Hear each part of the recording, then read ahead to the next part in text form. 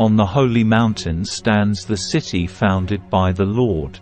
He loves the city of Jerusalem more than any other city in Israel. O city of God, what glorious things are said of you! I will count Egypt and Babylon among those who know me, also Philistia and Tyre, and even distant Ethiopia. They have all become citizens of Jerusalem. Regarding Jerusalem it will be said, everyone enjoys the rights of citizenship there, and the Most High will personally bless this city.